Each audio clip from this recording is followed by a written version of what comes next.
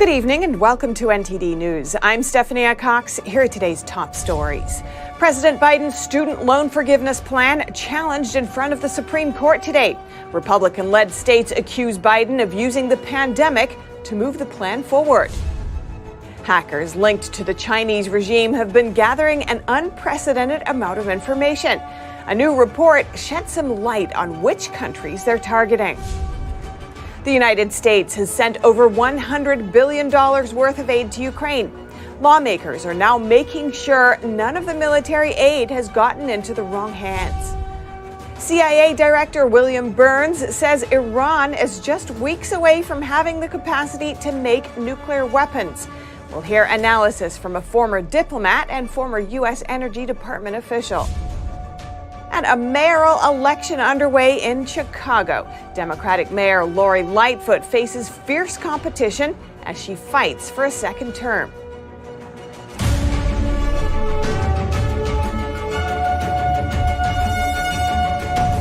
President Biden's student loan forgiveness plan is under examination. The Supreme Court heard challenges today, while supporters of the plan protested in front of the court for hours, starting last night.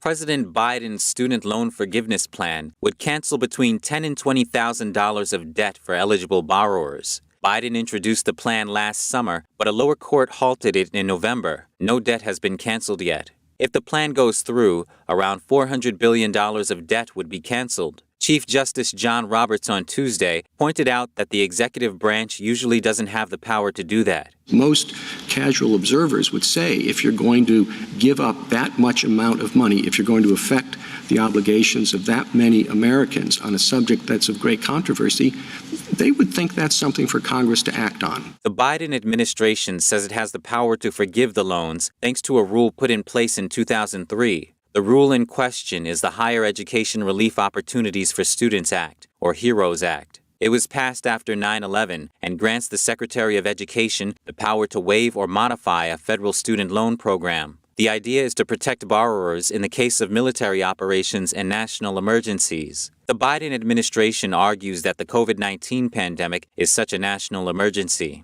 In Tuesday's hearing, a group of Republican-led states argued that Biden is just using the pandemic to fulfill his campaign promise to erase student loan debt. Justice Neil Gorsuch explained an aspect of unfairness in the plan. People who've paid their loans, people who have planned their lives around not seeking loans, and people who are not eligible for loans in the first place, and that $500 billion is being diverted to one group of favored persons over others. Several groups supporting student loan forgiveness protested in front of the High Court. One of the speakers was Democratic California Representative Jimmy Gomez. He advocated for debt forgiveness, saying he's still paying off his student loan debt, as you can see in this clip. Out of all the members of Congress, people think that we're all wealthy, we're well off, but I still owe $45,000 in student loan debt from my time in undergrad and graduate school. I paid off almost $100,000. Now I'm working on the last $45,000. But not everybody is so fortunate. Most judges on Tuesday reportedly seemed skeptical of Biden's plan to forgive student debt. A decision from the High Court is expected by late June. Reporting by Arian Pastar, NTD News. On Capitol Hill today, lawmakers are displaying a laser focus on countering the generational threat from the Chinese Communist Party. NTD's Melina Weisskopf is there with more details. U.S.-China relations is definitely a strong bipartisan topic here on Capitol Hill, and we saw that bipartisanship on full display today. Lawmakers held multiple hearings with regards to China, anywhere from the Science and Tech Committee holding hearings to address the tech competition with China, and then there are other committees addressing the economic and trade practices between the U.S. and China, as well as addressing international issues like the U.S. asserting more support for Taiwan in the face of increasing CCP aggression against the region. Now, why is China such a pressing issue for lawmakers on Capitol Hill? Well, here's the chairman of the Select Committee on China commenting on it earlier today. Do we want to live in an Orwellian world of totalitarian techno control, a world that looks like Xinjiang light, or do we want to live in the free world where we are free from fear of repression, free to choose our own future? I wanted to know what are Congress members' top priorities for addressing China, and here's what some lawmakers told me. Certainly, China's possible engagement with Russia on the war in Ukraine. We see that as a grave threat and a grave danger to global order. So that'll be number one. My bill will be coming up that deals with organ harvesting, forced organ harvesting. And the fact that the Chinese Communist Party under Xi Jinping is murdering between 60 to 100,000 average age 28-year-old men and women in China, Uyghurs, Falun Gong practitioners, to steal their organs is something that is Nazi-like and barbaric. So our bill would hold to account in that supply chain. And why should Americans care that organs are being harvested in China? Well, anyone who does get a transplantation should be very aware of its source to ensure that that person voluntarily offered their organ, be a heart, liver, or whatever it might be, that they were indeed dead at the time of the organ transplant. But in China, everything is reversed. They go and pick and cull, as they call it, these very healthy people. And the Falun Gong practitioners are extraordinarily healthy because of their religious practices, because of their lifestyle. So they become victimized by the Chinese Communist Party as the victims to steal their organs. Where there are violations of human rights, I think that the United States and all nations have a obligation to speak up. And combating forced organ harvesting is one of the many bills that the Foreign Affairs Committee marked up today. Many of those bills are expected to gain strong bipartisan support when the House brings them up for a full floor vote later this Congress. Reporting in Washington, D.C., Melina Wisecup, NTD News. Spying efforts by the Chinese regime don't stop at spy balloons. A new report says hackers linked to China have been gathering far more information. CrowdStrike, a leading cybersecurity firm, recently published its annual global threat report. It identifies China-linked hackers as the most active targeted intrusion groups in 2022. It says cyber espionage groups linked to China have targeted 39 industries in the U.S. and around the world. Around a fourth of the attacks targeted countries in North America. The head of intelligence at CrowdStrike, Adam Myers, says they're endemic at this point. They're everywhere. In North America, the hackers have targeted the following industries: NGOs, government, defense, academic, healthcare, aerospace, financial, legal, technology, insurance, industrials and engineering, pharmaceutical, telecommunications, and manufacturing. The report says these intrusions were likely intended to collect strategic intelligence, compromise intellectual property, and further the surveillance of targeted groups, all of which are key Chinese Communist Party intelligence goals. The report finds that the region most targeted by Chinese hackers in 2022 was Taiwan. In particular, Taiwan-based technology organizations were overwhelmingly targeted. The report concludes that cyber espionage remains a critical instrument to support the CCP's strategic and economic ambitions. Reporting by Allison Lee, NTD News. And efforts to ban Chinese-owned social media platform TikTok are picking up steam. The White House is implementing a ban on TikTok from all government devices. The Office of Management and Budget, or OMB, on Monday released guidance on implementation of the No TikTok on Government Devices Act. It requires all federal agencies to remove the app from all government devices and systems within 30 days. Federal agencies must also include a new ban on TikTok in all new solicitations within 120 days. The OMB said that the Biden administration, quote, has made advancing our nation's cybersecurity a top priority. TikTok is owned by Chinese company ByteDance, which is based in Beijing. Multiple officials and security experts have expressed concern that TikTok could be used as a tool for spying by the Chinese regime. And the United States has sent over $100 billion worth of aid to Ukraine. But has any of it gotten into the wrong hands? The House Armed Services Committee takes a closer look. NTD's Jason Perry has that story. The United States has given $113 billion worth of aid to Ukraine since its invasion by Russia 1 year ago. Now the House Armed Services Committee wants to make sure the military aid is not getting into the wrong hands. Undersecretary of Defense Colin Kahl said it's possible that Russians could capture weapons on the battlefield. But he also said there's no evidence that Ukrainians are selling those weapons on the black market.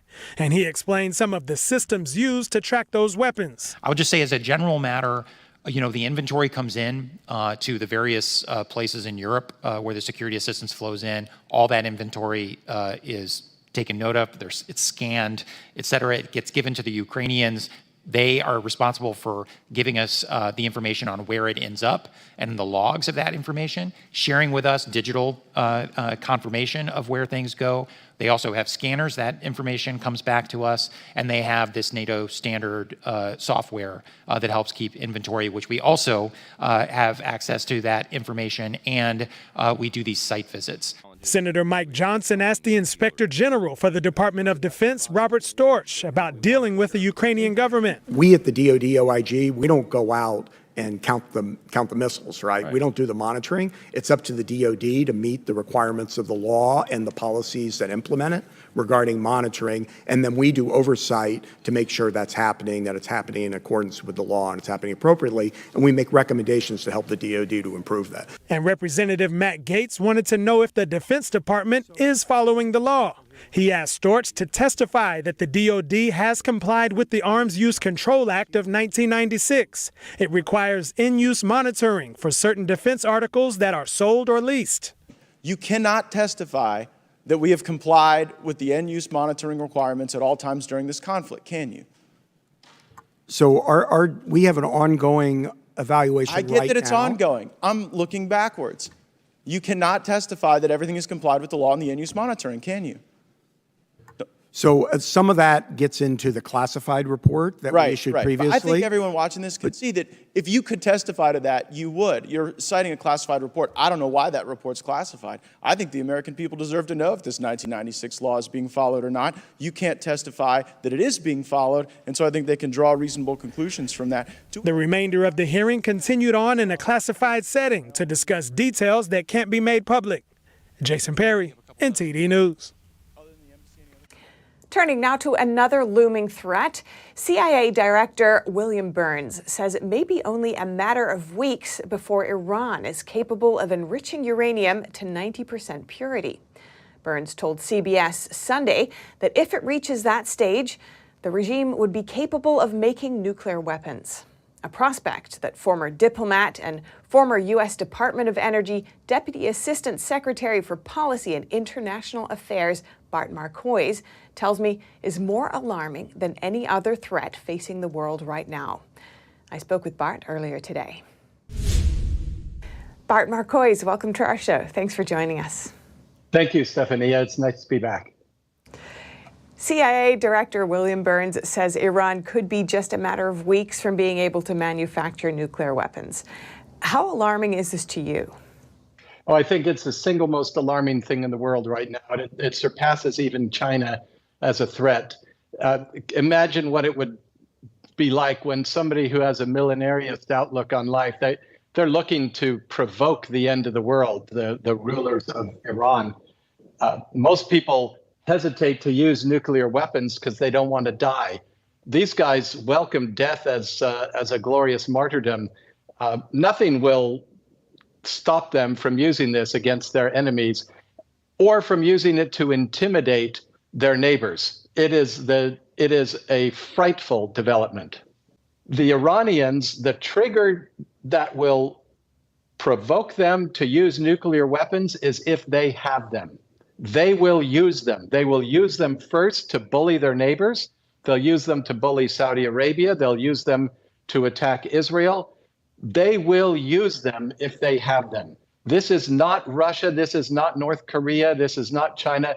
There's no deterrence. There's no mutual assured deterrence here. They would welcome a nuclear exchange. They want to destroy Israel, America, and the Sunni Muslims that control the majority of Islam in the world. The nuclear deal with Iran, Some are blaming former President Trump for pulling out of that deal, which had imposed restrictions on enriching uranium.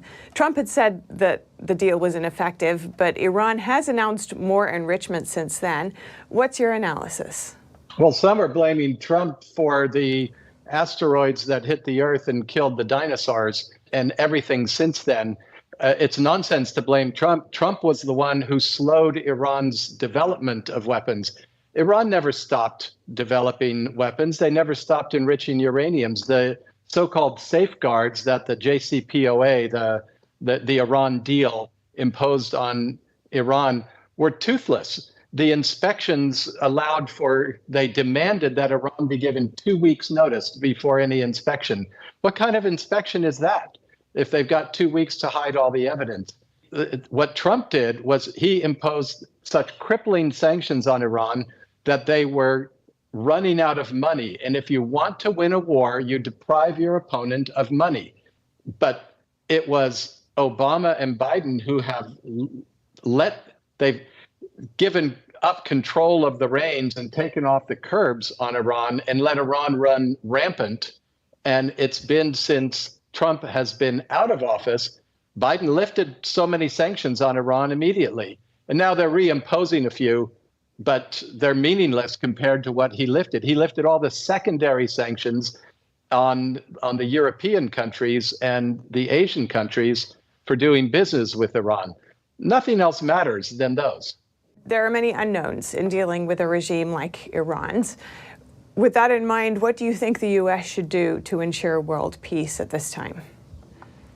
There are many unknowns. What we can do is immediately start producing more energy from the United States, lower the cost of oil in the world oil markets, deprive Iran of the value of their share of the world oil market, and reimpose the sanctions, all of the sanctions, including the secondary sanctions on France and Germany and any country that does any kind of deal, any kind of trading with Iran.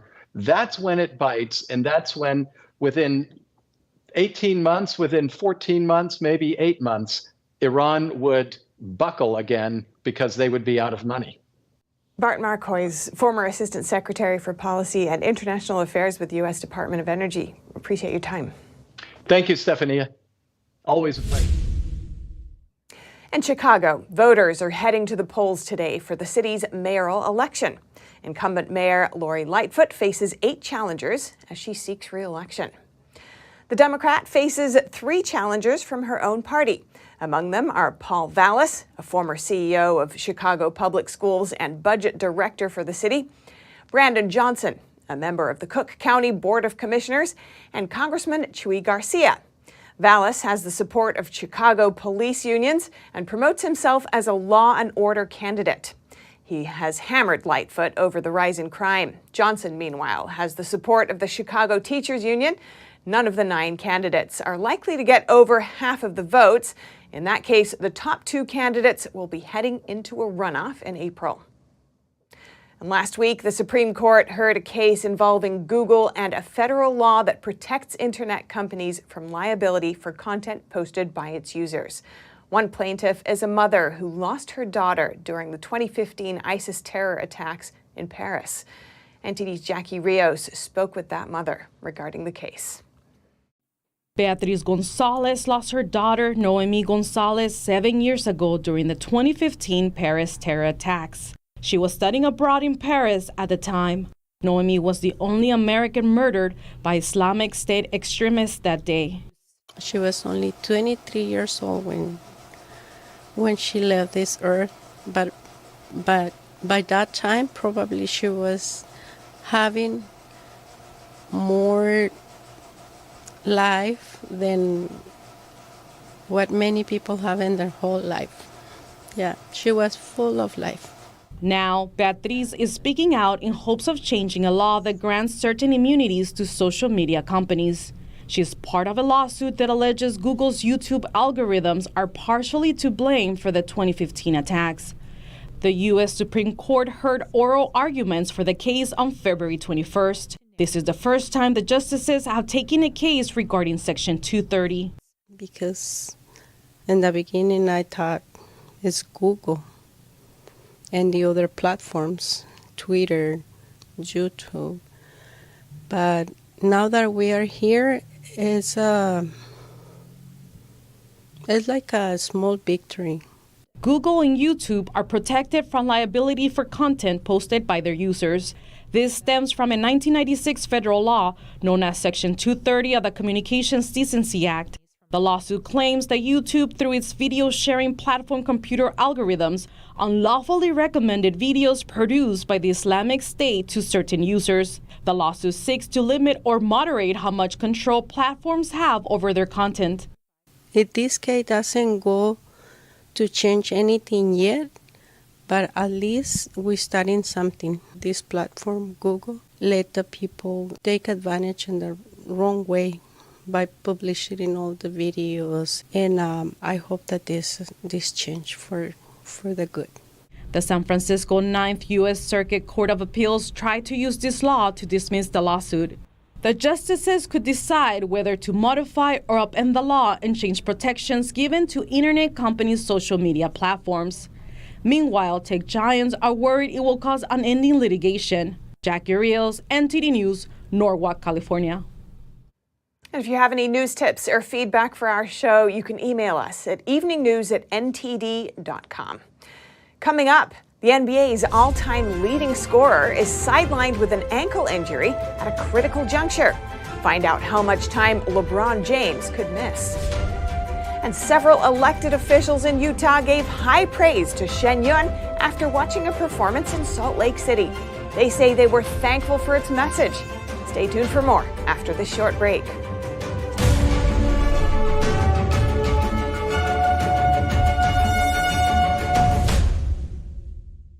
Shen Yun Creations, the streaming platform from Shen Yun, featuring world-class dance, past programs, and all original music.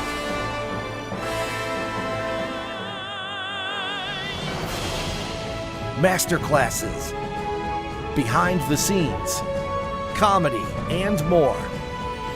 Explore shenyuncreations.com.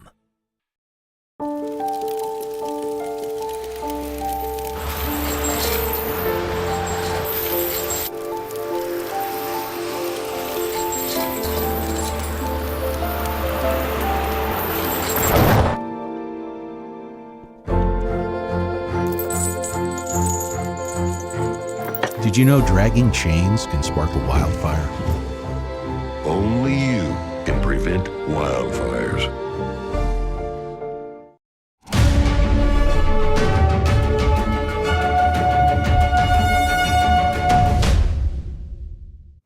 Now over to sports news. Here's NTD's Dave Martin with today's top stories. Thank you, Steph. Lakers star Lebron James is expected to be out at least a couple of weeks with a foot injury suffered in Sunday's win over Dallas, according to multiple reports. The four-time MVP is said to be reevaluated in 2 weeks. However, the actual timetable for his return is believed to be well beyond that. The timing is especially damaging to LA's hopes of making the postseason.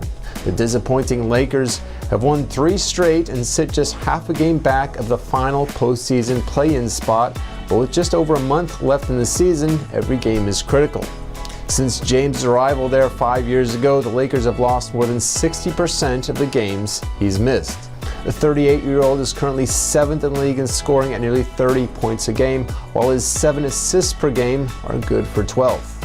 And in baseball news, the Major League Baseball Players Association reported that salaries rose nearly 15% last year to a record high $4.2 million per player average. That's up from an average of $3.7 million in 2021. Last offseason saw major deals handed out to stars like Max Scherzer, Marcus Semien, Corey Seager, and Francisco Lindor. The trend has only continued this offseason as the New York Mets have a projected payroll of roughly $370 million, which is well past the previous record of nearly $300 million set by the Dodgers in 2015. And for your sports viewing schedule tonight, 10 NBA games are on the docket featuring the Milwaukee Bucks, who've won a league-high 14 straight games, playing at the Brooklyn Nets. And finally, for you hockey fans, 10 NHL games are on, featuring the still hot Boston Bruins, who've won 7 in a row and are on pace to break the record for most points in a season. They play at Calgary. And that's it for your sports news today. Steph, back to you. Thank you, Dave. State representatives and a mayor in Utah recently praised Shen Yun's performances in Salt Lake City. They say they believe its traditional cultural stories are still relevant even today. Public officials in Utah offered their proclamations and enjoyed seeing Shen Yun performing arts at the George S. and Dolores Dory Eccles Theater in Salt Lake City. Shen Yun had 6 performances from February 21st through the 25th. It is magnificent. It's inspiring and enlightening and deeply touching. Just their costumes, they're so vibrant and colorful, but also there's meaning behind each dance, and that's what I love about it. It was beautiful. It was they're so disciplined. I couldn't sit still myself, but they were so good at every motion they did. The New York-based Shen Yun showcases a China before communism. Some of the dance stories shed light on the persecution happening in China over freedom of belief. But right now, what's happening over there in China just breaks my heart. And so you can't display your feelings openly. And so there's a lot of meaning here with these dances that I really appreciate. My wife and I, when we come here, we're just uplifted every time. Utah theatergoers also appreciated a connection with the performance. The talent is, of course, spectacular, off the charts amazing, but maybe even more than that is what I felt when I sit there and got the message and felt the feelings that I was feeling was just incredible. You know, with my religion and what I believe, it's also being depicted here in this, and that's the other thing. It's tied to a higher spiritual being, and recognizing the sacredness of that. That's what's wonderful in this whole performance. I was impressed by the spiritual side and the emphasis on culture and values and family and other things that we all resonate with, things that bind us as civilization and things that are divine as well. NTD News, Salt Lake City, Utah. And that's all for today's news. Thanks for tuning in. I'm Stephanie Cox. Good night.